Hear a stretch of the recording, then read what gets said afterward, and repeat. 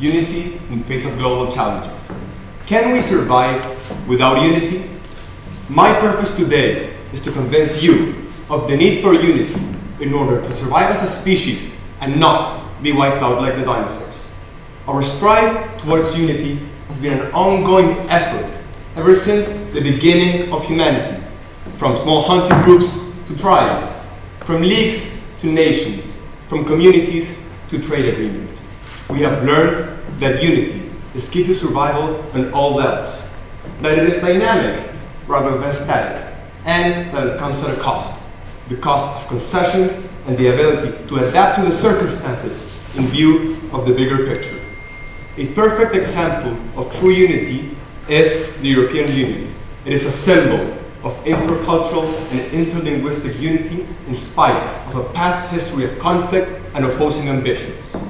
The EU embodies true unity in face of crisis and severe strain, such as the ongoing Russo-Ukrainian war, with its members standing together to support Ukraine in face of Russian aggression. So far, the EU, the UK, and the US have stood united despite their diversity in pro of a common goal. However, the US now demands 50% of Ukraine's natural resources as back pay for the $66.5 billion US dollars invested so far, as stated by the US Department of State. In turn, Ukraine insists on a guarantee against Russian expansion in the future. This entails an immense sacrifice on behalf of Ukraine and Europe, but foremost, it presents an example of concession and adaptation through unity in pro of a common goal, survival and peace. I think that the present situation is outrageous, not only because of the undue pressure that the state of Ukraine is suffering from both Russia and the US, but because a bastion of freedom and democracy, such as the United States, is demanding such excessively high tolls for defending freedom in Ukraine. Another clear example of the need for unity is the struggle against climate change. Did you know that the possibility of climate change has been known to scientists since the 1800s?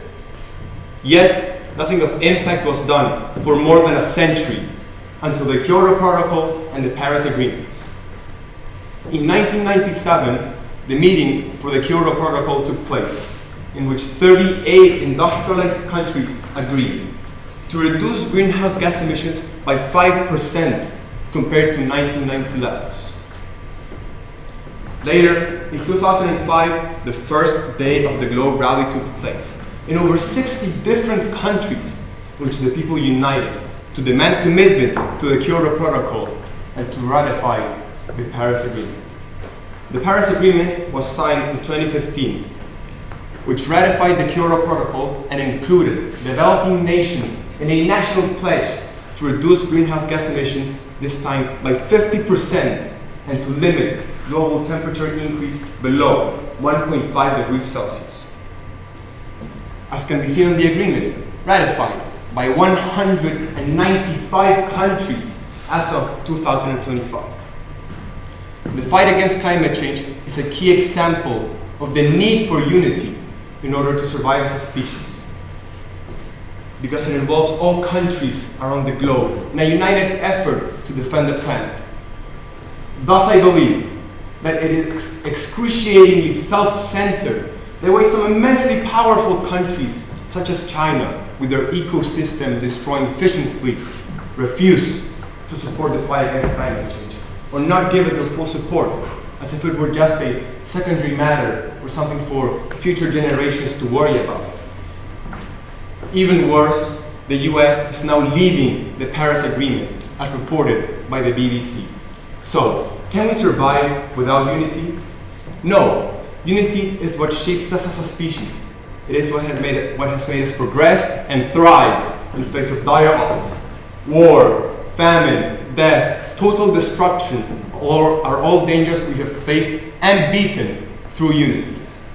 Unity is necessary. It is a driving force that has persisted through the ages and shown us the need for unity in order to survive as a species. So, what can we do, you may ask? And I say, strive again for unity, for a better world, for a better future, and for the survival of the species and the planet as a whole. Thank you.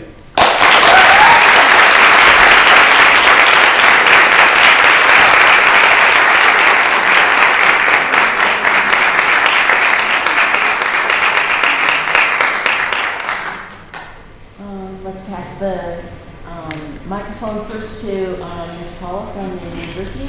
Ask a question. And then we'll just pass it back and forth down the line. Each one of you one question. Hello, Vicente. In your perspective, or from your perspective, how well or badly are we doing here in Chile if we relate our country and our context to what you have presented today? I'm sorry, could you repeat the question? How well or badly are we doing here in Chile from your perspective in the analysis that you have presented today? I feel that Chile is a clear example of unity and the good of unity. You could take, for example, democracy, progression, but foremost, a united sentiment of Chileans. You can take, for example, the military dictatorship, how the people united in a democratic process to take away the dictatorship, marking the first time where a dictatorship was abolished democratically. The people are united, and it's incredible to see. I love, for example, seeing the independence parties, where everyone, it doesn't matter where you live, who you are, what the color of your skin is, how rich you are, everyone unites to celebrate the independence of Chile, but most importantly, to celebrate our national identity through dances, barbecues, and just celebrating together and being united. So I would say that we're doing a lot better than most of the world.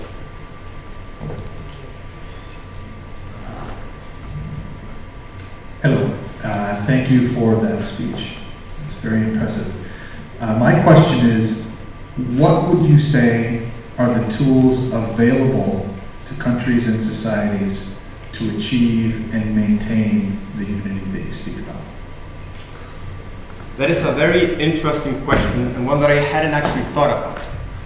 But off the top of my mind, I would say that the main tools that we have are that we're human, that we're conscious, that we're empathetic, and that we have something called the human spirit. Countries fall, civilizations fall under their own weight, and empires crumble. But humans have persisted through the ages through what I have said before, unity. It has shown us the need for sacrifice and adaptation. So, what has made unity exist in countries? An idea that comes from consciousness and past histories. So I would say that the tools that make unity and a better world are us humans and our naturality.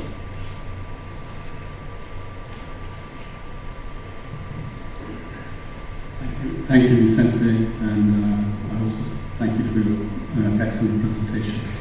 My question is, how can you, or how would you go about convincing countries like China and the US to be part of the unity regarding climate change?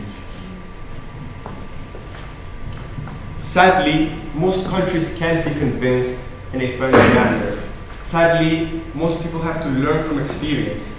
For example, I participate in horseback riding, a sport in where I fall a lot, which is something that teaches me to get up and to practice on those errors that I have made in the past. So sadly, what I think that should happen is those countries such as the US and China should be allowed to follow their own route, because we cannot force something on people. That will just make them reject it even more faster. So sadly, my opinion to resolve that issue is just let them fail and see the need for unity and to save the planet. Thank you.